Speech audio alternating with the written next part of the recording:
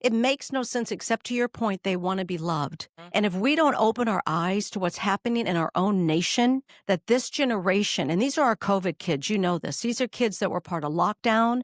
They were fear, rejection, isolation, and they're saying no, no more. And the Spirit of God has fallen on our nation, and we have to host it right now. We have to steward it. And that's why I'm passionate about it. I'm appealing to people. Hey, go to your schools, pray over your schools, talk to your administration, be a voice. The right has been too silent too long, and we have to speak up, and just be a voice in our schools. Well, I'll tell you, President Trump is the person who I think sparked a lot of interest in our political sphere, right? People for so long felt like they were asleep. They weren't paying attention. Donald Trump came down the golden escalator, and love him or hate him, he got people involved in politics. And I think that's a good thing.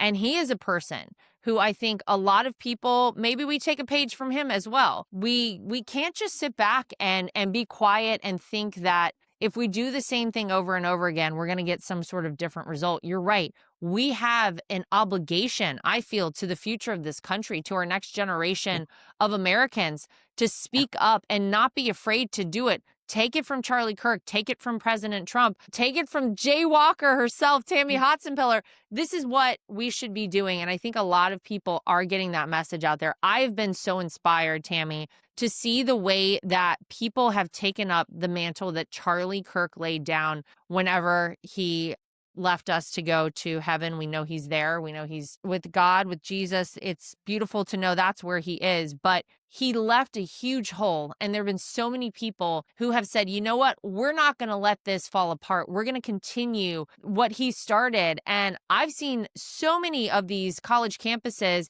that have been overwhelmed by people wanting to start Turning Point chapters. Eric and I are going next month to Auburn University to speak at a Turning Point event. And there have been so many, kind of influential people in the conservative space who have gone out and said, you know what, I want to be a part of this. We're going to speak on Charlie's behalf. We're going to pick up where he left off.